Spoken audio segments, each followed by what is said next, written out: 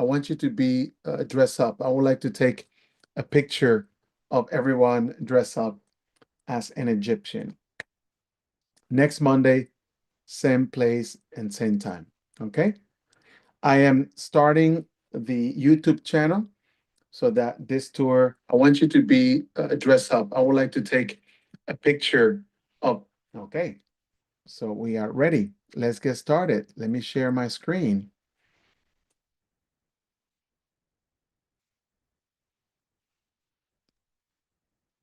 Welcome, friends, to the 10th plague of Egypt according to an Egyptian. And this Egyptian, um, it's one that left Egypt as part of the mixed company. We're going to call this Egyptian Joseph, as you see the spelling there on the screen. And Joseph could have been this person here on the left, or could have been this person on the right. Obviously, this is a fictional character, and we're going to play um, how an Egyptian may have told the story about the 10 plagues. Okay. Today, they deny that this actually took place, but we're going to see what the museum have. And I'm going to be sharing with you information for parents and children to use your imagination. Next Monday, we're going to do this again, but now we're going to tell the same story from Joseph's point of view, and we're going to use the Bible to use that point of reference. I'm very happy to see that 551 connections are present here tonight.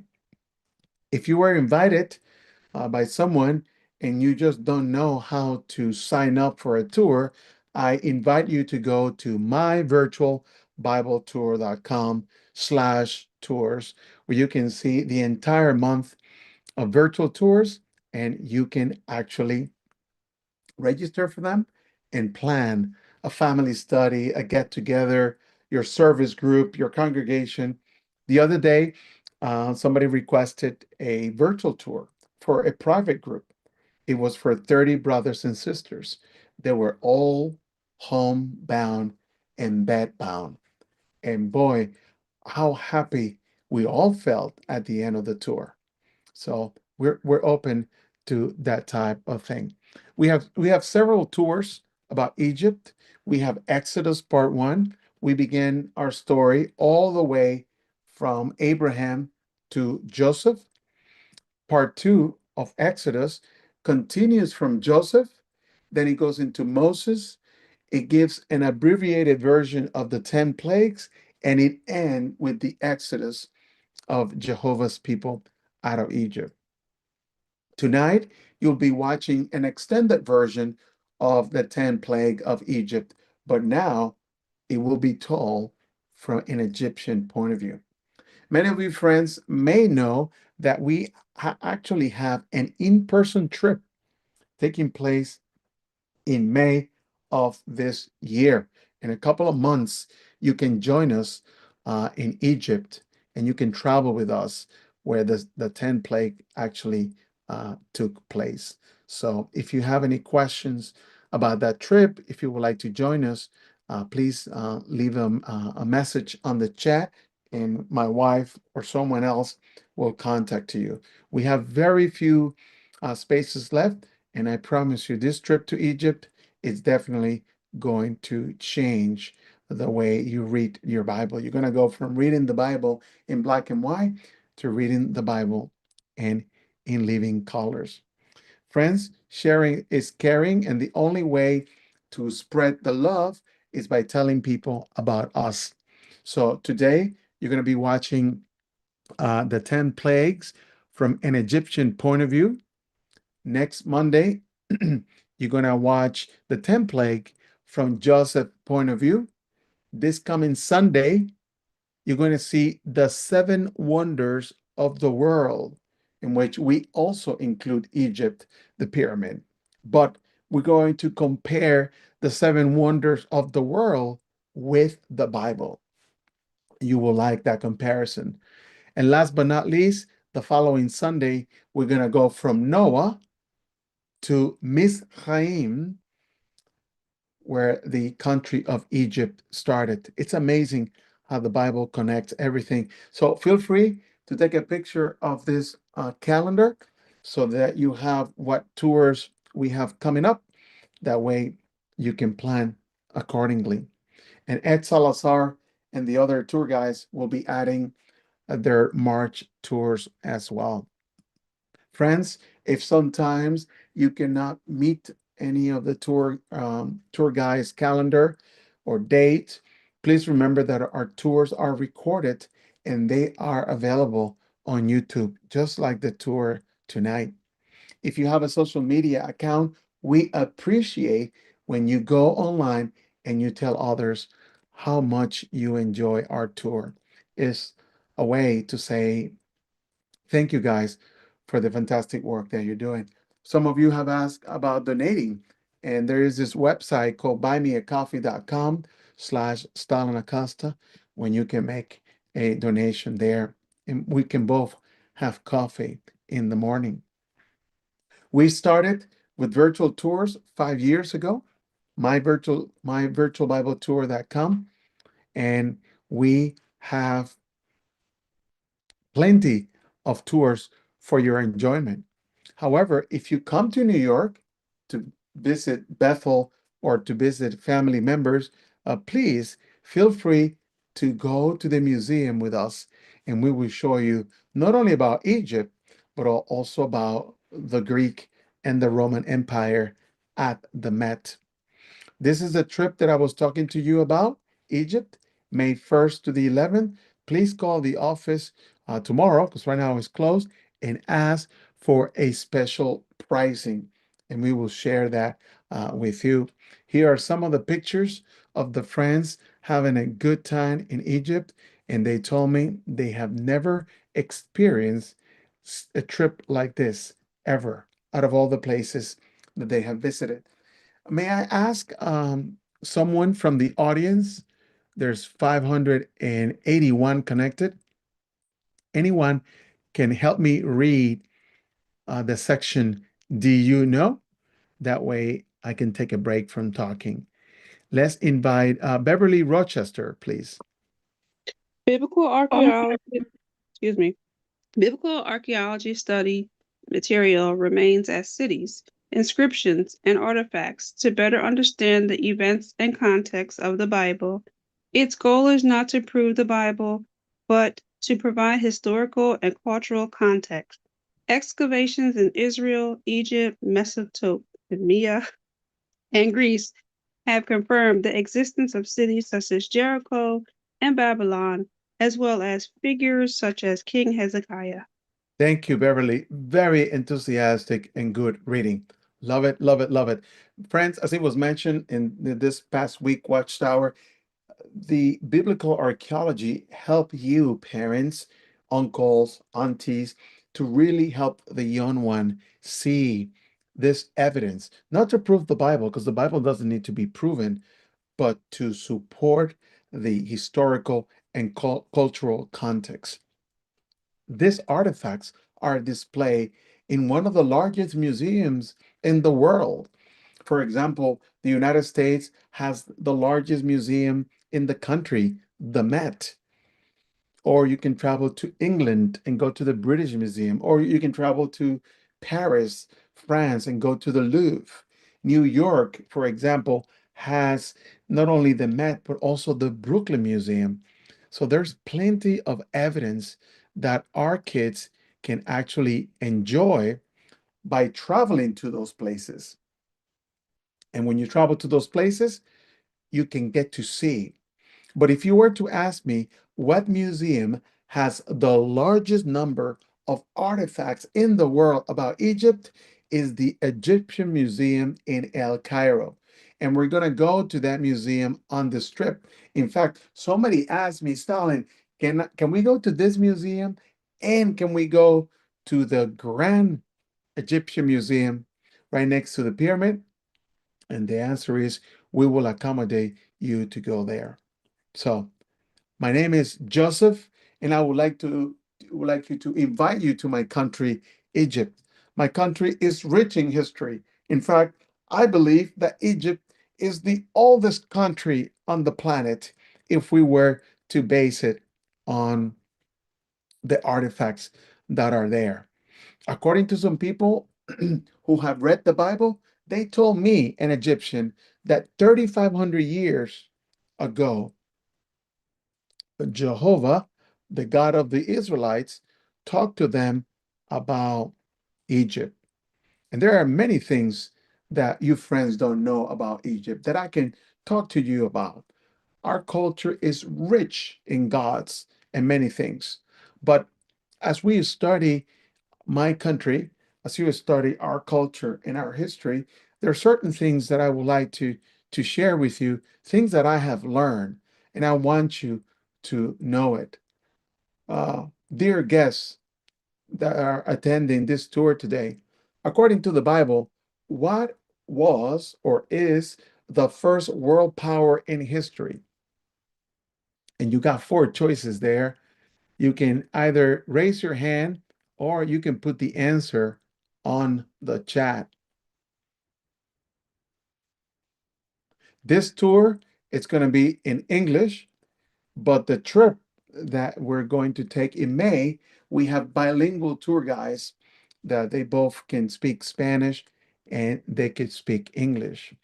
And I see many of the friends putting different answers on the chat, and I'm going to give you the answer. Yes, my country, Egypt, is the first world power in history.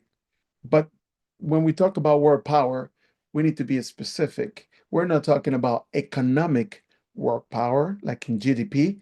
We're talking about Bible world power.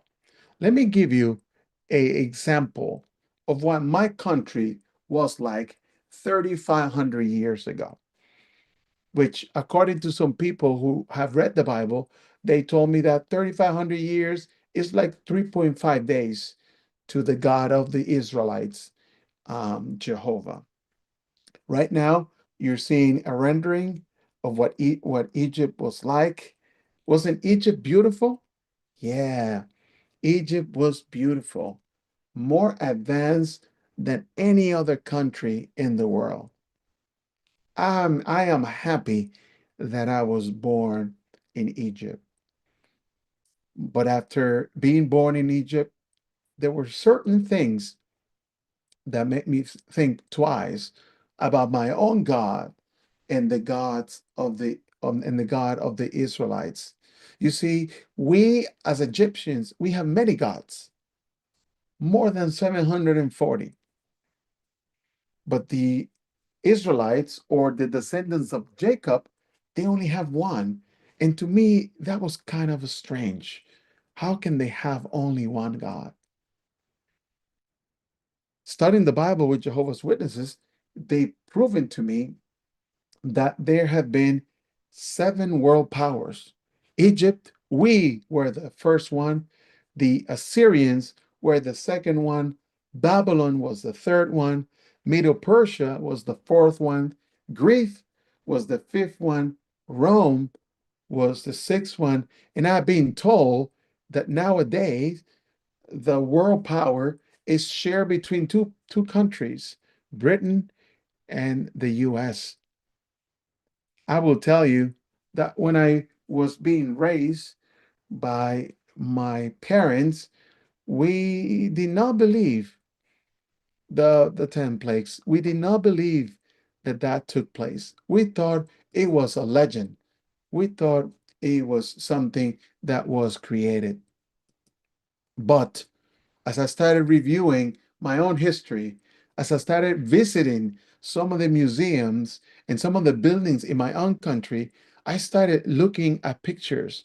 The pictures that you see right there on the screen, those pictures tell a story of the history of Egypt. You see, the Bible says that the Egyptians forced the Israelites to build bricks made out of mud and other materials. And I didn't believe that. I thought it was uh, a legend. I thought it was a history made by somebody until I went to the British Museum. Yes, I traveled to London and I noticed that this reputable museum, I think the largest museum in the world by the number of artifacts, they have bricks made out of straw and mud, just like the Bible said. But at first I didn't believe it. And then someone told me, hey, Joseph, why don't you look for the word Hyksos? And I said, what is Hyksos? And I asked my grandparents, what is Hyksos? And they told me, son, Hyksos is a legend. It's not true. It's only a legend. Does anybody in the audience know what Hyksos is or was? Anybody? Let me see.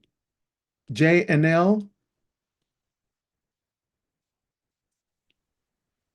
And by the way, I heard that you have a machine called Google, and you can ask Google or you can ask Alexa, you can ask Siri, and they all tell you what Hyksos is. J and L, do you know what Hyksos is? I have a guess. Is it the story of the Great Flood? Uh, it is a story, but it's not about the flood. Let's ask Dana or Matt. Well, according to Google, it's a group of rulers who ruled parts of Egypt from 1638 to 1530 BCE. Look at that. Can you repeat the first one again? A It's a group group of rulers who ruler. ruled parts of Egypt from 1638 to 1530 BCE. Okay, guys, listen about that. Hyksos is the legend of foreigners that came to Egypt, destroyed Egypt, humiliated all the gods, took all the gold, and they moved to a city called Judea. Does that sound familiar to you? Let's talk to the Malpas family.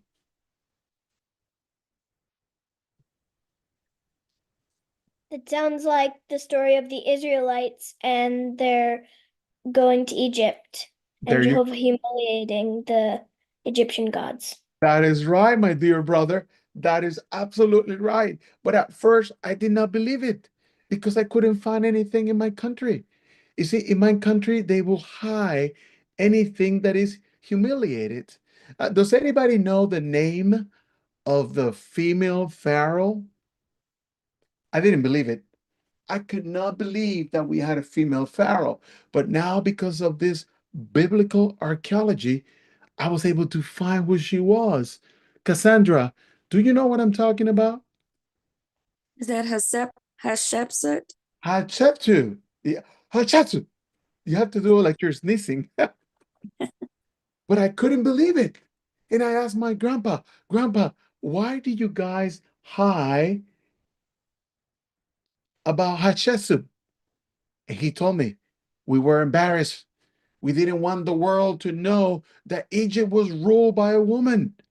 I said, what's wrong? My house is ruled by a woman. Anyway, the point of the matter is, yes, there was a female pharaoh, and my people, the Egyptian, they wanted to hide because they're embarrassed to know that the world will find out. So I think they're doing the same thing about the Israelites. They're hiding the fact that the Israelites were in Egypt. Can anybody help me read the first pyramid scam? Uh, the Smith family. It reads, the strategy to sell the project to the Pharaoh is to make him believe that when he dies, his soul will travel more easily through one of these. It's a joke. You see, the pharaohs were told that the pyramids were a pathway into the afterlife. We don't believe in hell and heaven, but we believe that good people go to a greater place and bad people go to a bad place. Oh, I love what Joyce put on the chat. She says that Isis was a group of rulers who ruled part of Egypt, and they were a foreign dynasty that came from the Near East. And if you look at Egypt and you look at the position of Israel, you can tell who are they talking about. But friends, is it really a legend? I don't know. You be the judge of that. I was thinking like you until I was able to find out the truth. But something that confused me as an Egyptian is when I started traveling the world, I noticed that other countries have pyramid too. Does anybody know which country this pyramid belongs to? Which country this pyramid belongs to? Giovanni or Lynette? That's in the country of Mexico. The country of Mexico. Yo no hablo español. So how Mexico has a pyramid very similar to the Egyptians? Can anybody explain that to me? Anybody? Masani from Brooklyn, New York, home of Junior's Cheesecake. Yes, I actually live across from Junior's. No, don't tell me that. It's an idea that started with Nimrod, and it spread after the flood everywhere, that they could build higher structures so they can defeat God and go closer to where God lives. So that spread all over the world. You're very smart. You're very smart. I guess it's the cheesecake that make people even smarter. Friends, can you imagine standing in front of a pyramid that maybe Abraham, Joseph, Jacob, and even Moses stood in front of? If you come with us to this trip in May, you're going to do just that. You're going to see Bible references, but now you're not going to read it. You're going to be in front of it. So please come to my country, Egypt, in May. Something for you to know, not only Mexico has a pyramid, also Peru, Thailand, the Philippines, and all other areas in the world, just like the sister said about Nimrod. But is it true that Moses saw a pyramid? I couldn't believe it until one of Jehovah's Witnesses asked me to read Job chapter 3, verse 14. And I want to share what I'm learning from my Bible study. Can anybody help me read Job chapter 3, verse 14? And let's ask Jonathan. Hey, Jonathan, before you read the text, can you remind me who wrote the book of Job? Moses. Moses. All right. With that in mind, would you please read verse 14? I should have slept then. I should be at rest with kings and counselors of the earth, those building desolate places for themselves, or with princes who have gold, those who fill their houses with silver, or like a hidden miscarriage. I should not come to be like children that have seen no light. Very good. Joseph, would you mind reading the note for verse 14, what it says, those buildings, desolate places, there's a little star? It's right there on the right. You see By it? a correction. Pyramids. Pyramids by a correction. So when Moses wrote the book of Job, he wrote those buildings, the pyramids, desolate places. So Moses, who was born in Egypt, my country, he knew what he was talking about. He actually saw it. But if you, for some reason, cannot travel to Egypt because it's too far or whatever, how about if you come to New York City? In New York City, the Met has rocks from a pyramid from the time of Abraham, Joseph, and Moses. So the next time you're in New York, I highly recommend not to get only a cheesecake from Junior's. I also recommend that you go to the museum to see stones from the time of Joseph, Jacob, and Abraham. That will be truly, truly excited. I like New York. In fact, the taxi driver who drove me yesterday to JFK, he was Ahmad from Egypt, and he gave me a few pointers of what I should tell you guys on the tour today. The Met is fantastic. It's the museum with the largest Egyptian artifact in New York and also United States. So if you want to learn about Egypt, I invite you to go to the Met. And it is at the Met that I saw this painting. Yes, the one that you're seeing on the screen. I'm taking a Bible study from a Jehovah's Witness, and he asked me to read Exodus chapter 1, verse 13. Because I told him I did not believe that my people will slave other people.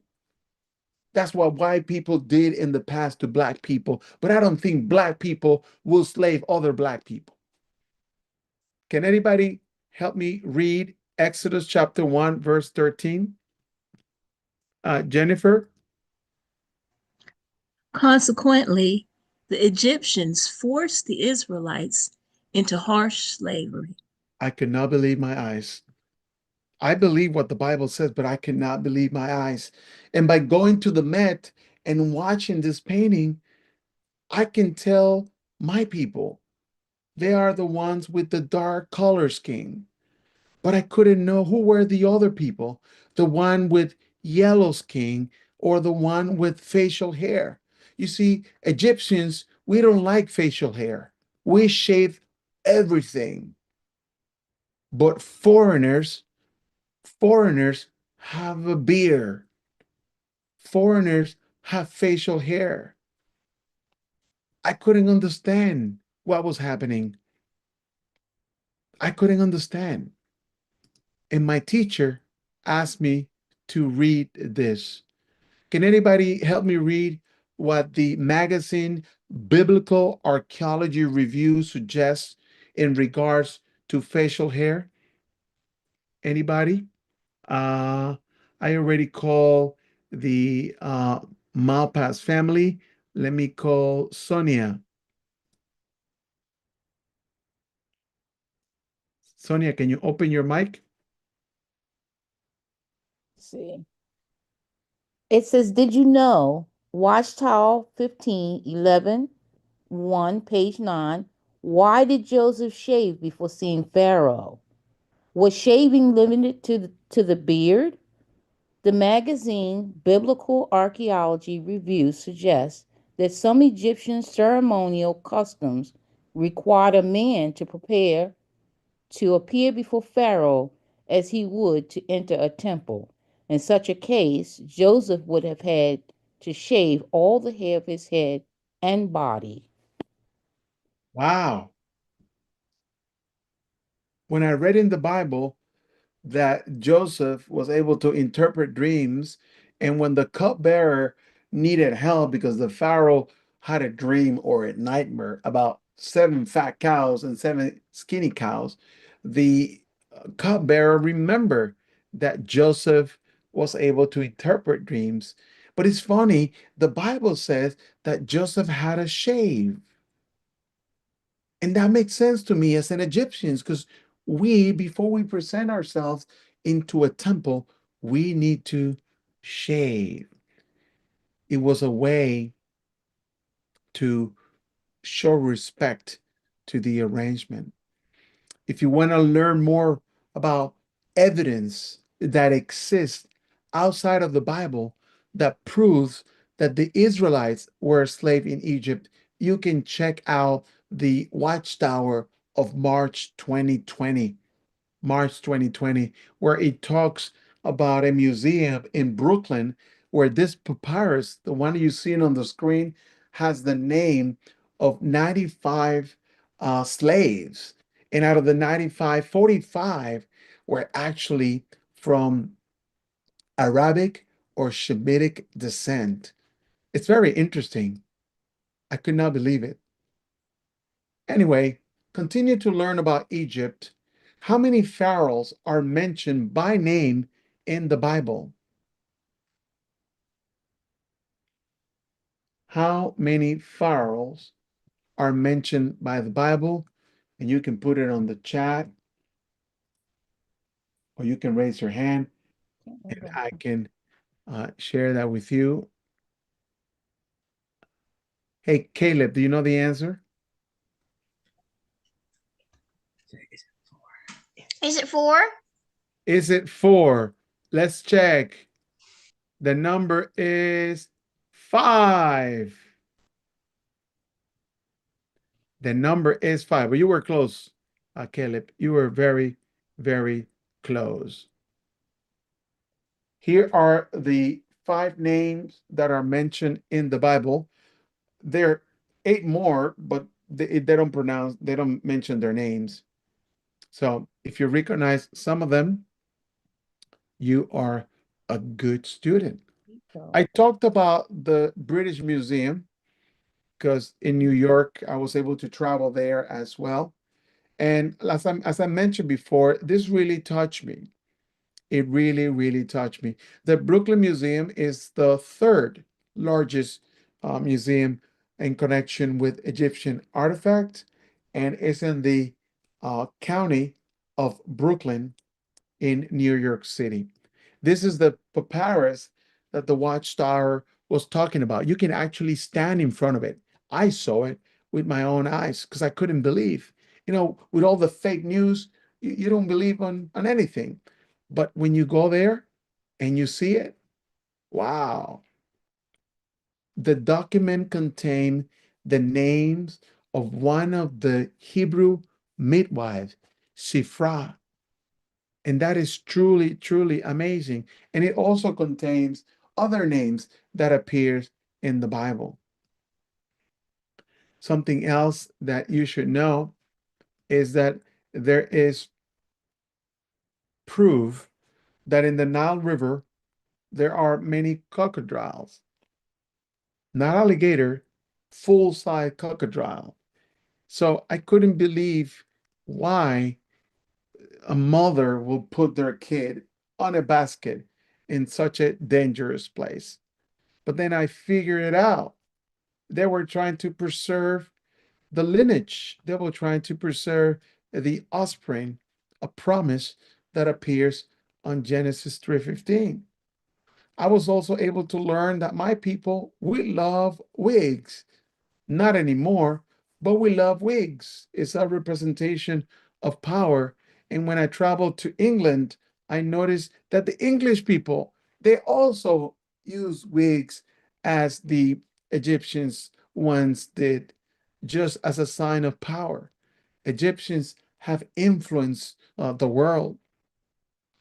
At first, it did not make sense. I have a son, and when I had a baby shower for that son, people gave me a Moses. And I said, a Moses? What is a Moses? And apparently, a Moses is a basket for newborn. And I said, where did they get that name, a Moses? It was here in the Bible study when I realized why a basket where they put the baby. Today, 3,500 years later, they call it a Moses. The Israelites were truly in Egypt. If not, they would not have made this information, have not made it all the way to our day. I really admire Moses. You know, he had a Hebrew background, but he was trained under the Egyptian. And I read that he was really angry with what was happening to his people. I heard and read that he wanted to take matters into his own hand. But I guess his God did not like what he did. And now he waited almost 40 years later, only until he got to be 80 to get an opportunity to actually go back and save his people. In my study, I learned that God talked to Moses and told him that this is the time to save the Israelites.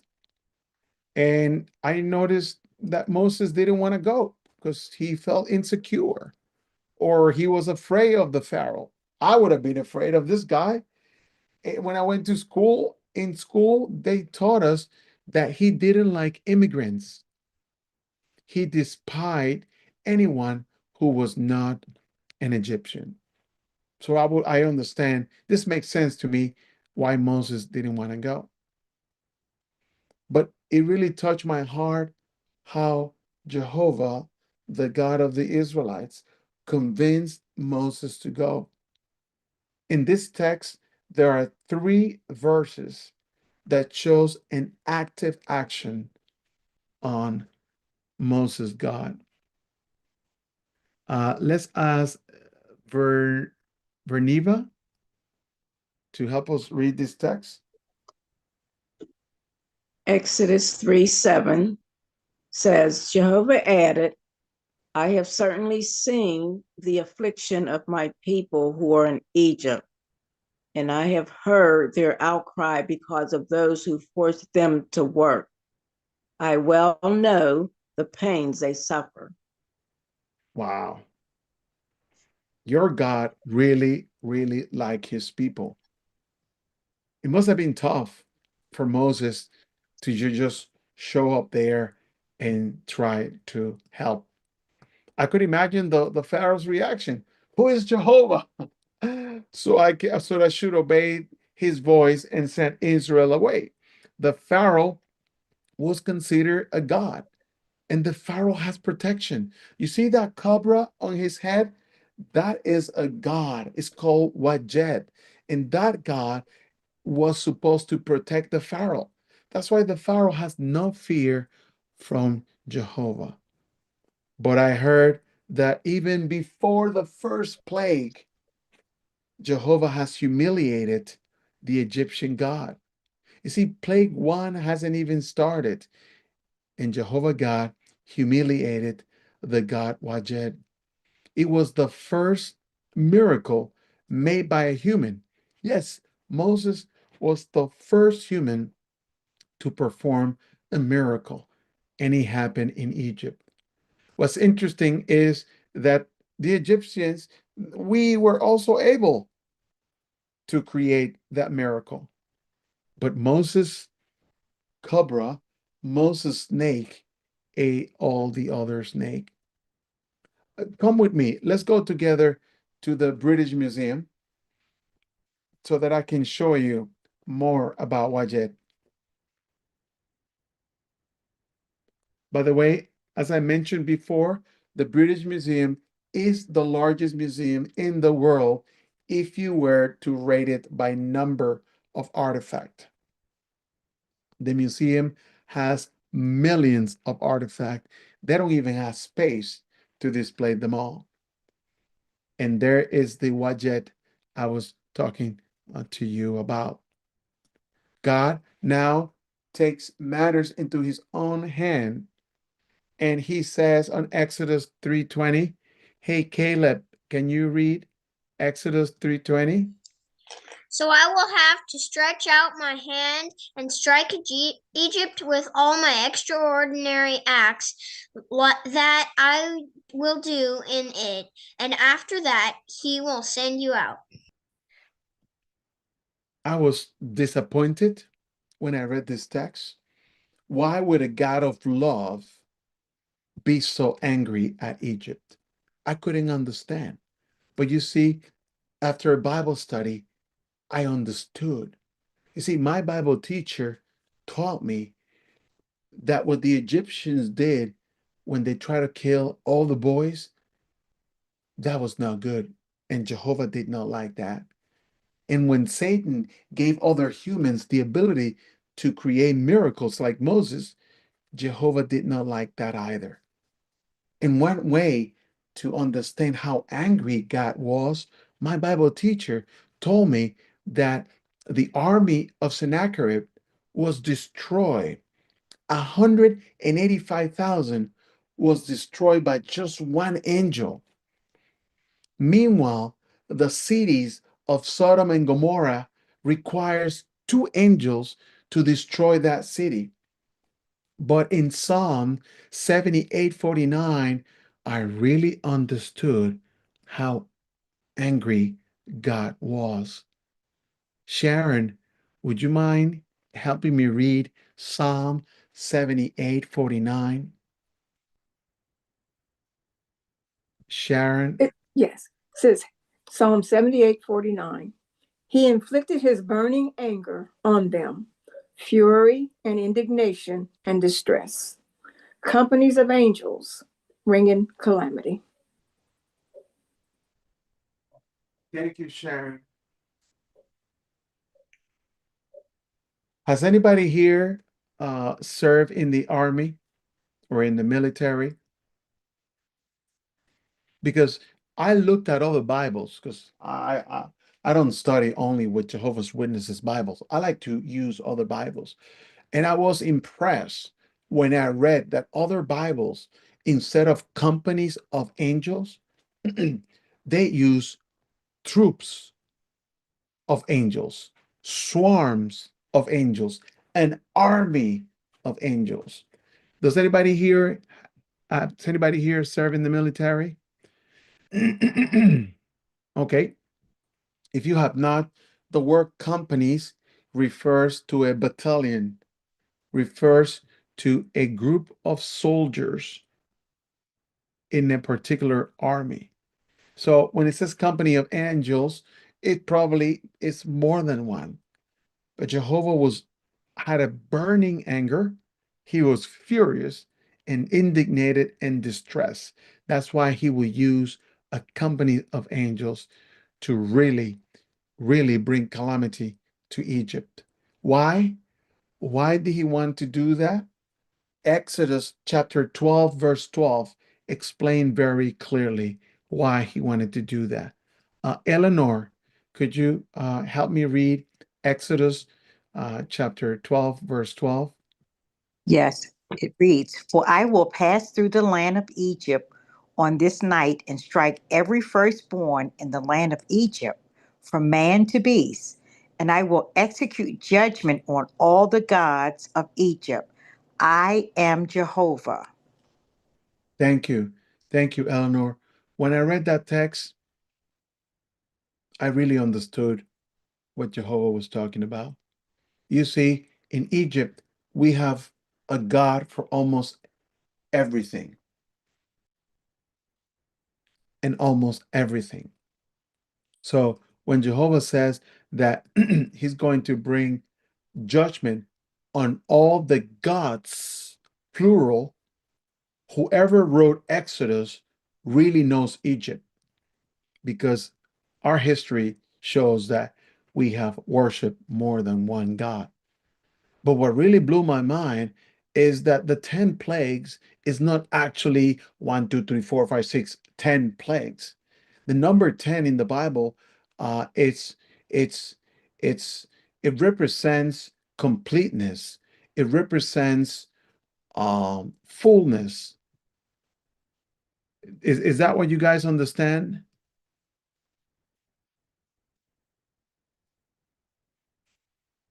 Michelle? Yes, it does represent complete. So that would mean they would humiliate all the gods of Egypt. That's right. That's right. And for those of you connecting later in the tour, they're asking, is this person a Jehovah's Witness? I'm playing a role. That's why I'm dressed up today. Since you're coming out late, you forgot, you missed the introduction. I'm supposed to be playing an Egyptian. that is studying the Bible and is realizing that what he was taught in school was actually inaccurate. And what the Bible says and the evidence that we find in the museum is actually accurate. Okay, so we're going to continue the role play. So when we look at the 10th plague, we're talking about a total humiliation, a total vindication, and a total liberation of Jehovah's people. Let's talk about the first plague. It's the first because the Bible says it's the first, but in reality, what happened in front of the Pharaoh and other times, it was also humiliation. So the first plague tells us that the Pharaoh was worshiping at the river. This was very normal. Anybody who lives in Egypt will tell you that the Nile River to us is like a god because it provides food, it provides water, and water is life. So when the water was turned into blood, that was a very big humiliation because not only did he humiliate the Nile River god, but he humiliated all the other gods that live in the water, like the hippopotamus, like the crocodile, like all the animals that live in the water, they were all humiliated. So, yes, it was only one plague, but he humiliated several gods at the same time. Can you imagine being in the field and everything is ruined? Can you imagine that the Nile River is the only source of water and he killed all the fish? Oh, it was bad. And I heard that this not only affected the Egyptian, it also affected the Israelites. I asked Google, what is the largest river in the world? And there is two different answers. If you ask what is the largest river in the world, you get one answer. And if you ask what is the longest river in the world, you get another answer. The largest means how much water a river will transport. And the longest is actually from the birth of the river all the way to the ocean. And right now, the fight is between the Amazon River and the Nile River. But at any rate, when you look at the image, you simply can see the impact on the economy by having all the water in the country turn into blood. But that's not all. Right after that, then we were had an invasion of frogs. And somebody was making fun of me as we were studying this lesson. Somebody was singing, "Who let the frogs out?" Cricket, cricket. Who let the frog out? Can you imagine millions of frogs? And remember, they are worshipped because the frog represented the god of life. You see, the god frog shaped the embryo into a human. And that what you see on the hands of the frog is an ankh. The ankh is the meaning of life. He was married to Heket, and she will breathe life into the body. She will have the protective attitude of a mother, and she will do it to the Pharaoh. And you can learn more information on the Awake magazine of February 2008. But this, the practicing magician priests were able to do it as well. But their party was over by plague number 3. Right now, you're seeing a necklace made out of flies. And you may say, flies, that is disgusting. Well, flies to the Egyptian, it's a symbol of power. That necklace made of gold was a gift that we will give soldiers when they come back from war. It was a representation of honor. So when plague number 3 affected affected everyone with the flies, we were a little confused. We noticed that if this Jehovah, because it is affecting everyone. So how many plagues affected the people of Israel? Was it one? Was it three? Was it seven? Or was it all 10? What is your answer? Some people say three, some people say two. The right answer is three. The first three plagues affected everyone. Everyone. So you could imagine how uncomfortable that may have been. And I couldn't understand it. I said, why is God punishing his own people?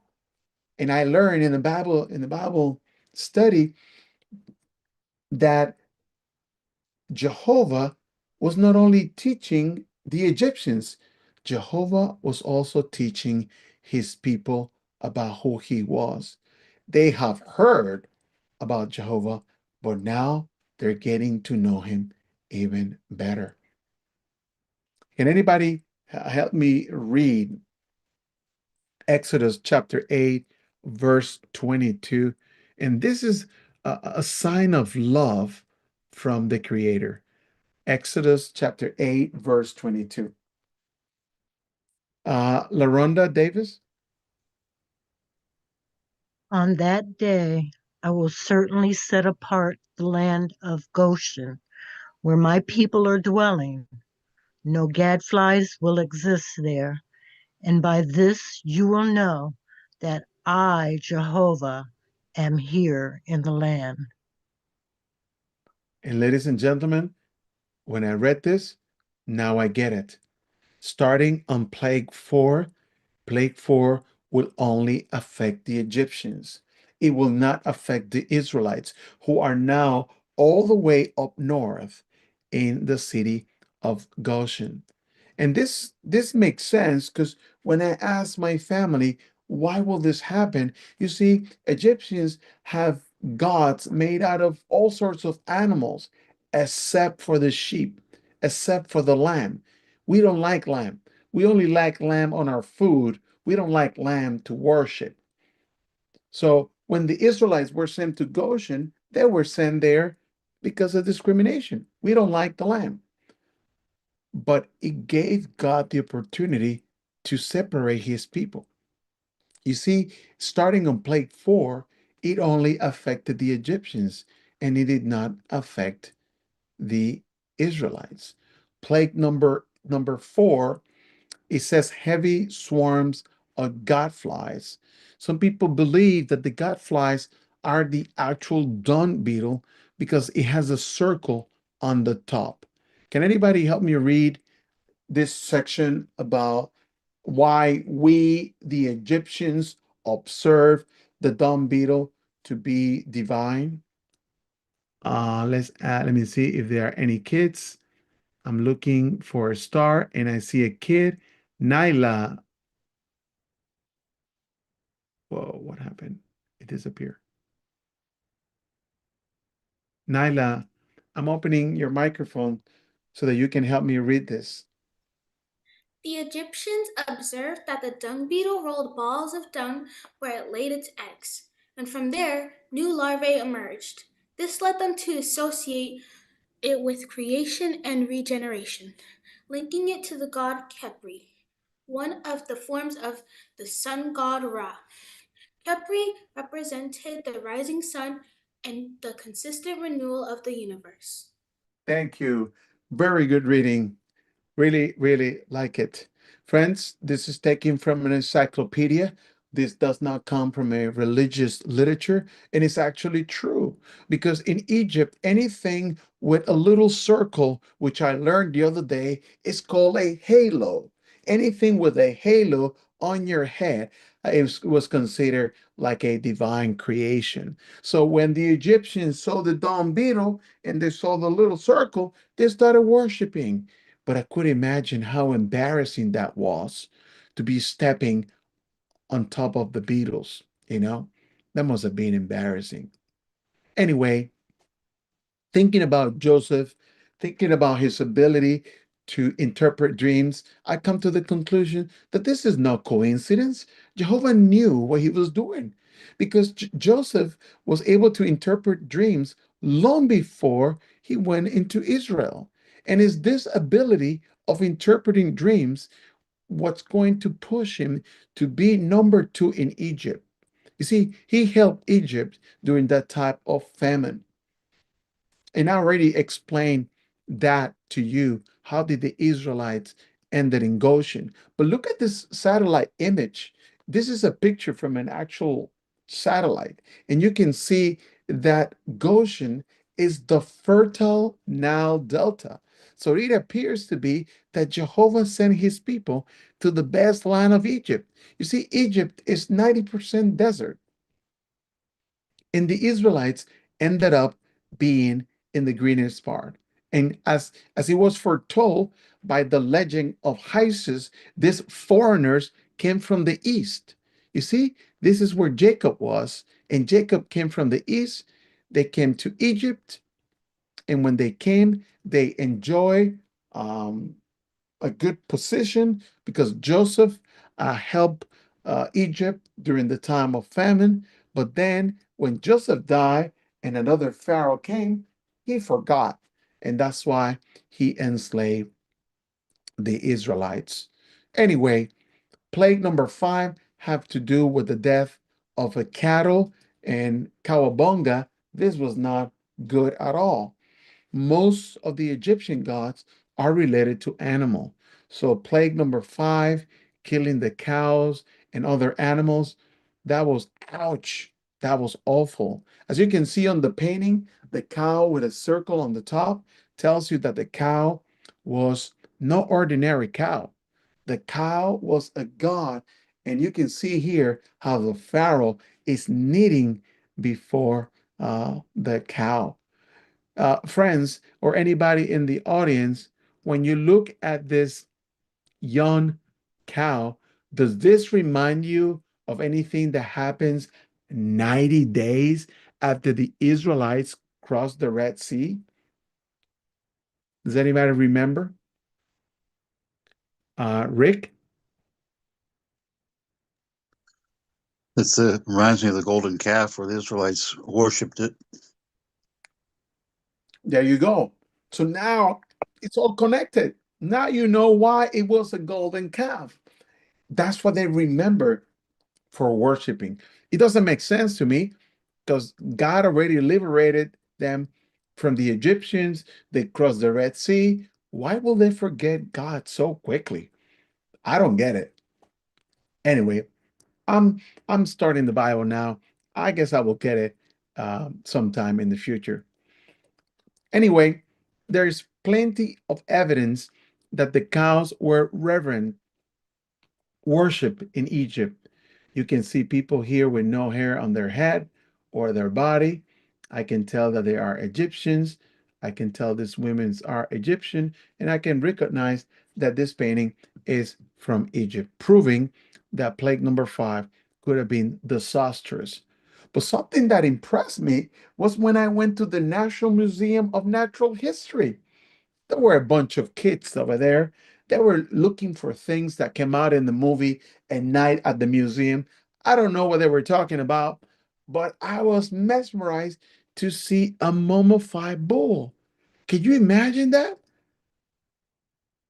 I'm not surprised because Egypt, we worship everything. You will find mummified cats, mummified crocodile, mummified monkeys. Anything that has to do with mummification, the Egyptians will take the lead. But now, you friends, you can see that what the Bible says is actually true by going to the museum, just as this weekend watchtower talk about. Can anybody help me read Psalm 106, verse 20? And friends, this happened 90 days after they crossed the Red Sea. I just don't understand how this happened. I'm looking for kids and I see Emmett Ortega. And if he can help me read, Brother Ortega. They exchanged my glory for the re, res, res, Representation? representation of a grass eating bull. Thank you, Brother Ortega. Very good reading. I love when the kids help me in the tour. Friends, we see the connection, right? Do you see the connection? Oh, that's a different bull. And people worship it today. They exchange my glory. Wow. At first, I didn't believe it because I say, where did they get all this gold? Well, you see by the end of the tour, where did the Israelite get all that gold? It's so sad that they use it to worship a grass-eating animal. But it's not me saying it. We're going to go to Paris, France. We're going to go to a famous museum, the Louvre, and we're going to see that what the Egyptians worship is actually public knowledge. You see, the pyramid outside of the Louvre represent Egypt. France has the largest Egyptian gallery in the world. That's why the outside of the museum is in a form of a pyramid. And there you have it, the calf, bronze calf from Egypt. Anyway, if we move right along, we're going to talk about the six plagues, the boil, our god Isis. She was supposed to protect everyone from anything that had to do with health, but she failed. She failed to protect the Pharaoh and the Egyptian people. And this is where people started to get disappointed at the Egyptian God. My family, they started to get disappointed by the Egyptian God. My dear friend Diane Newman, she says that there is a brass bull standing before the United Nations building. Diane, if you have a picture, feel free to send it so I can look for it when I go to New York so I can take a picture.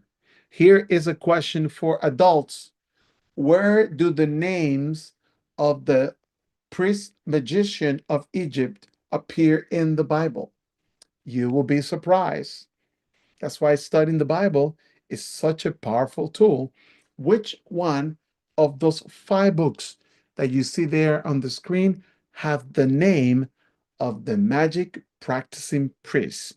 And you can put the answers on the chat as well. And I can see some people have been taking this tour or they have been doing the research. The correct answer is Timothy. It is Paul who talks about the two practice magic practicing priests. Anyway, Isis was the god of healing, but she failed to heal the Egyptians. Ah, Sandra, qué bonito, qué bonito verte. Sandra, soy yo Stalin, pero esta noche soy Joseph from Egypt, from El Cairo.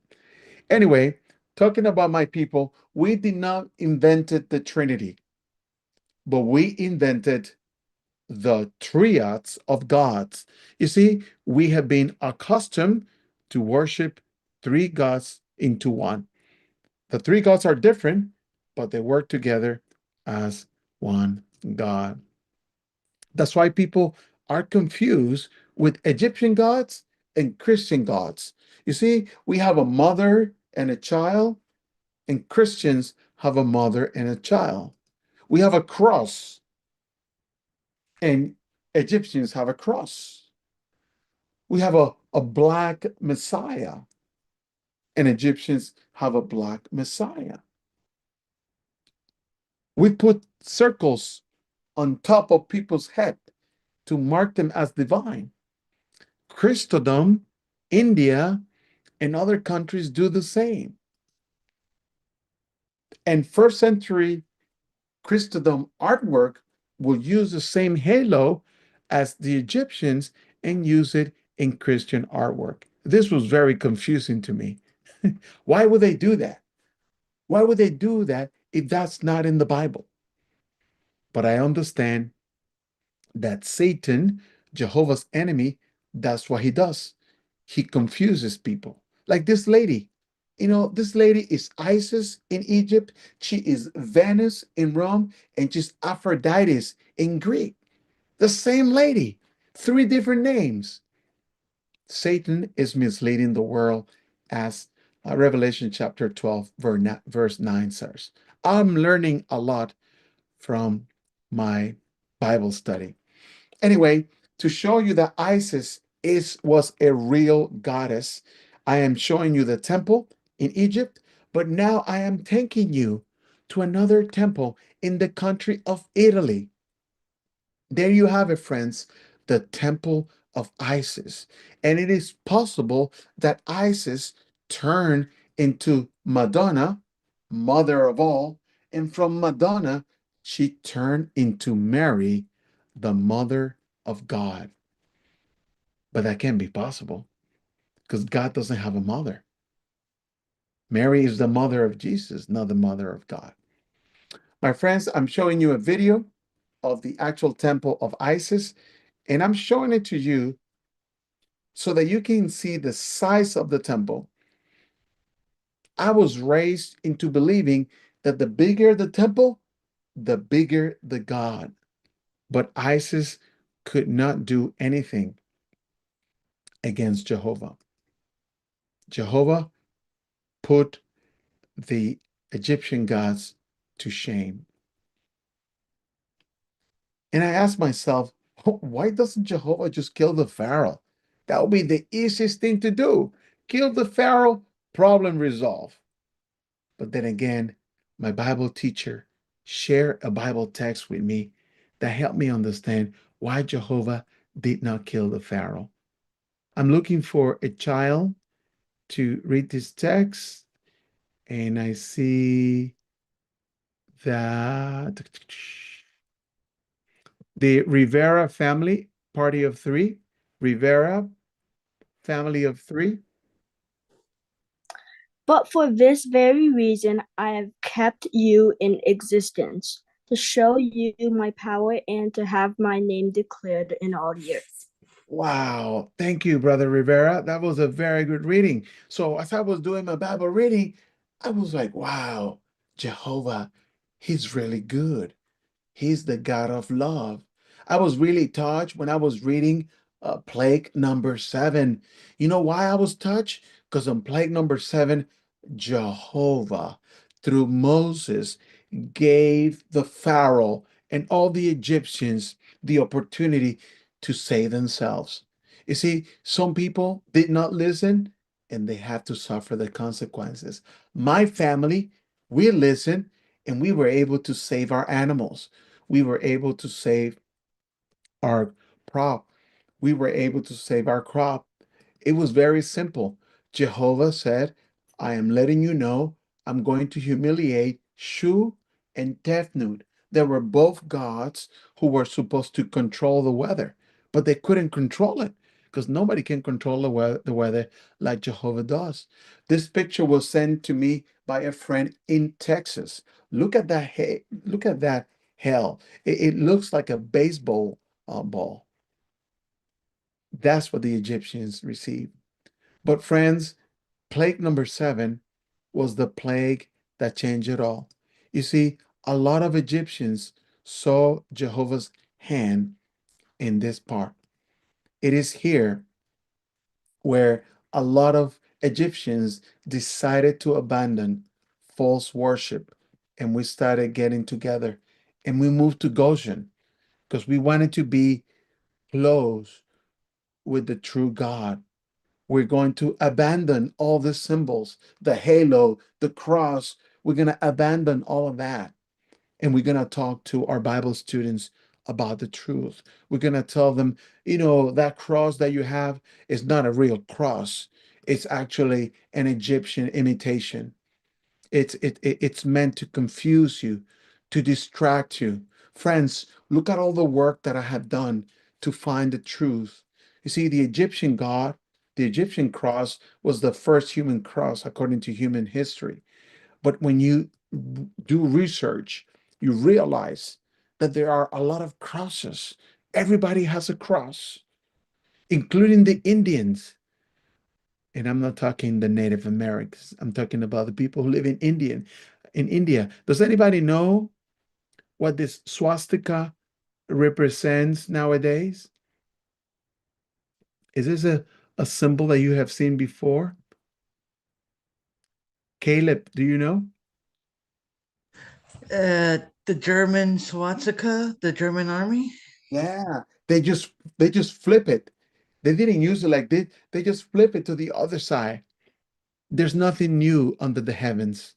Satan reuses, reduces, and he recycles. But he doesn't recycle plastic and metal. He recycles God, false God, and he introduced them in different countries. Let's continue with the plague number 8. Like I told you before, the Egyptians, they had many gods that were animals, like the cow that I showed you earlier. So most Egyptians may have been, vegetarian. So when plague number 8 came, it was a total humiliation. So whatever the hail did not destroy in plague number 7, plague number 8 completely destroyed whatever was left. So right now we have no food. We're really tired of being sick, of all this suffering, and the Pharaoh is not doing anything about it. And the God that was supposed to represent the vegetation was Osiris, the husband of, Osiris was the son of Horus and Isis. You already met Isis. She was the god of healing. Horus is the god of light. Horus is the root word for horizon or horoscope. You see, Jehovah will humiliate all three. Meet the royal family. It's not the Trinity, but it's a triad of God. Talk to your Bible students about the triad of God. Tell them that the Trinity started because of Constantine the Great, when he decided that Jesus was God and that Mary was the mother of God and that the Holy Spirit is actually another person. That's when confusion was let loose. But you don't have to be like that. I don't have to be like that. Isaiah chapter 65, verse 13, it says, "Look, my servants will eat, but you will go hungry." It's not talking about literal food, it's talking about spiritual food. The Egyptians suffer because they wanted to. They had an option to see that the Egyptians' God were not good. The Horus, the god of sky, the god of light, the god of truth, did actually nothing for 3 days. For 3 days, he was absent. He was on vacation. It was actually Set, the god of darkness, that was ruling because it was complete darkness in the whole country of Egypt, except for Goshen, where the Israelites have complete light. And Moses tried to reason with the Pharaoh. He told the Pharaoh, "Listen, let my people go." "No, I'm not going to let them go." "Okay." Every firstborn of every creature is going to die. Every firstborn of every creature is going to die. It doesn't have to be like this. Let me tell you what you need to do. What did the Pharaoh say? Exodus chapter 10, verse 28. Who can read it? Maria, Otella, Ophelia?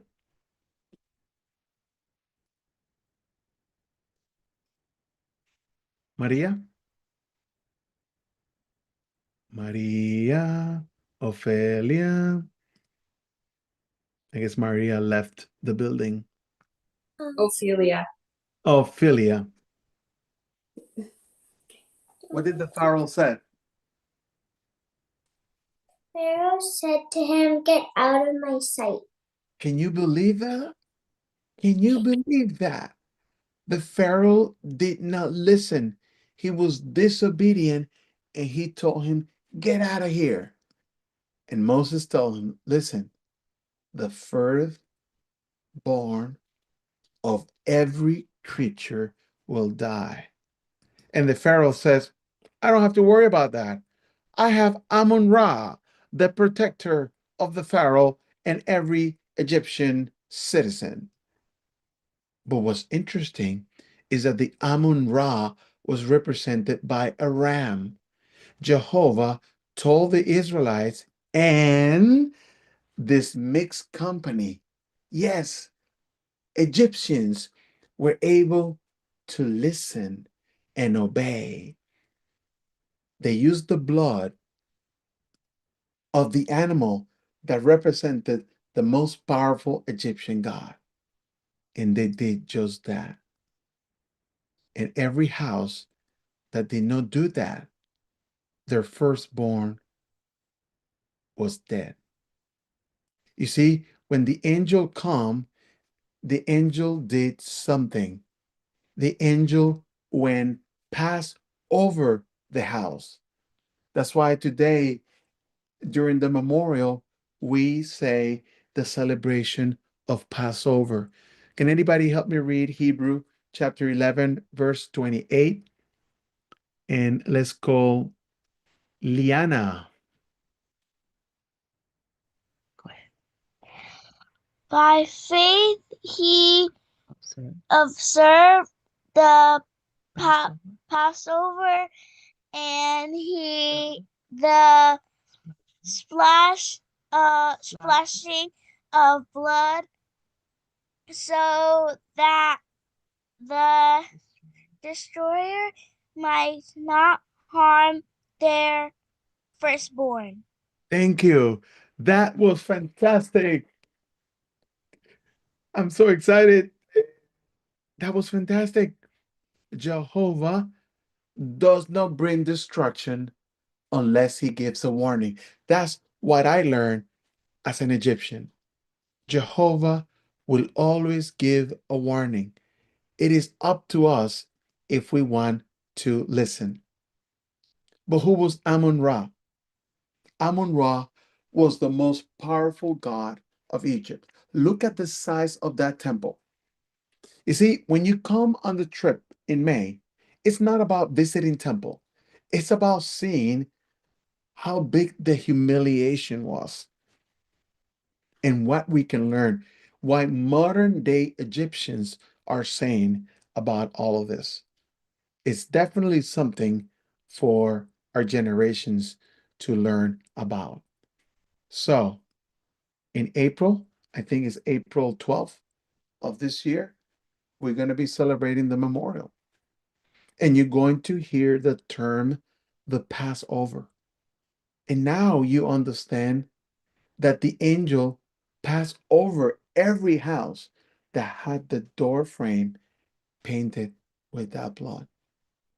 It was a very sad day for the Egyptians. And at first, when I first heard about it, I was angry. But I was angry without a cause. Now that I understand, Jehovah did what was right, and he gave them an opportunity. So, as a recap, just to show you how many things happened in Nisan 14, on Nisan 14, Abraham crosses the Euphrates River and he entered Egypt for the first time.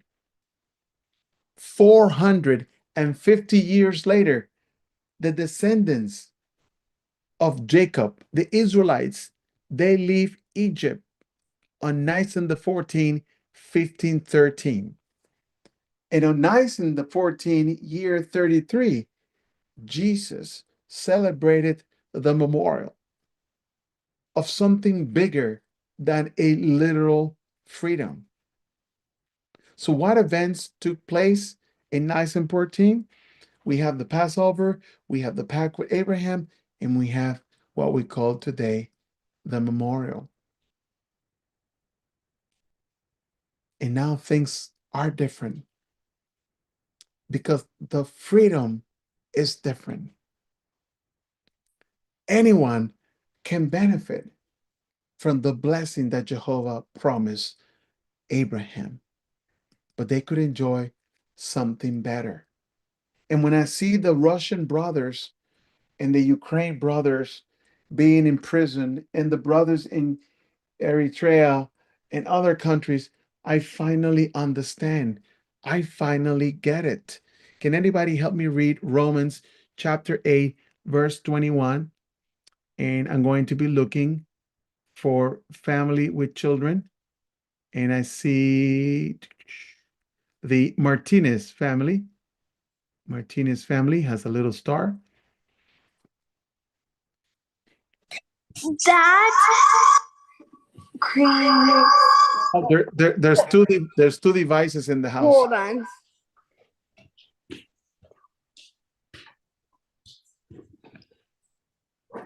One second, we're turning it off. Okay.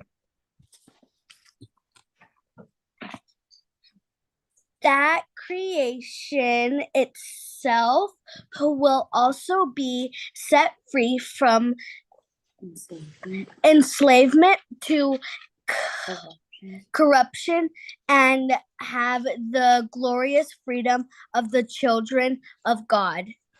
Yeah. Thank you. That was a fantastic reading. Fantastic reading, Sister Martinez. So what did we see here? We see here that it doesn't matter what happened to us. Even if we're thrown in prison, we are still free. We are truly free. Nothing can separate us from the love of our Creator. To end the tour, I have some cartoons that I wanted to share. It is possible that when Moses opened the Red Sea, he saw a lot of garbage and he had to bring a cleanup crew. That's a joke. Or maybe Moses took a selfie before he crossed the Red Sea. That's a joke. Somebody sent me that. Or Moses, when he was taking a bath, he started playing with his skills. That's a joke. But in all seriousness, can you think of what happened on Nisan the 14th? Can you picture how many Egyptians were doing things that they had never done before? For the first time in an Egyptian's life, they're taking blood from an animal and they're putting it on a door frame. They're doing things that doesn't make sense to them, but they're doing it out of obedience because they have seen what Jehovah can do for them. They can see that their previous gods did not do anything. Can you imagine the Egyptians looking at a column of fire during the night and a column of cloud during the day? Can you imagine the Egyptians standing by the Red Sea and saying, where are we going to go? There's no place to go. Don't worry. If Jehovah took care of us this far, he's going to find a way. And that, my friends, that is true faith. The expectations of things you have never seen before. And what's funny, the Egyptians had a god called Sekhmet, and she was the goddess of war. And you can see it right there on the screen. This is a picture of one of the temples in Egypt. And her whole job was to protect the army. That was her whole job. But you see, people think that the 10th plague ended with the killing of the firstborn. Jehovah continued to humiliate the Egyptian army and the Egyptian God for one reason. Exodus chapter 15, verse 21. Let's invite the Poe family. Jordan. Sing to Jehovah, for he has become highly exalted. The horse and its rider he has hurled into the sea. There you go. That's what Jehovah did. That's why me and my family, even though we were born and raised in Egypt, we now worship Jehovah because we see our gods as a pile of rubbish. You see, Sekhmet, with her power to give life and with her halo as a god, did not do anything against Jehovah. I am not surprised that the song of victory that was sung back then is still being sung at the kingdom halls today. There are plenty of reasons to worship Jehovah. The magazine talked about artifacts and busy museums. But if you don't have a museum nearby, if you're unable to take virtual tours, creation, the paragraph said, creation is another way to see Jehovah's love for us. So hang in there. We're very close. There's plenty of evidence almost everywhere that Jehovah's promises are fulfilled. He will always humiliate his enemies. He will always vindicate his sovereignty, and he will always liberate his people. Whenever you are conquered by anxieties, worriness, overthinking, and all the other cousins and like, look at the heavens. Look at a sunset or a sunrise. Don't worry, you're not going to get the same one every day. Every day you're going to get a new one. And this is going to be a reminder that Jehovah, he causes to become. Thank you very much, dear friends.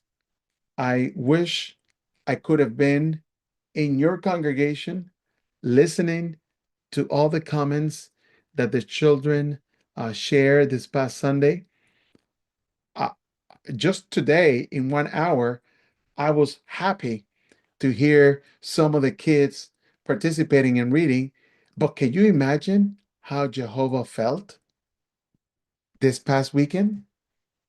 It must have been something really, really special.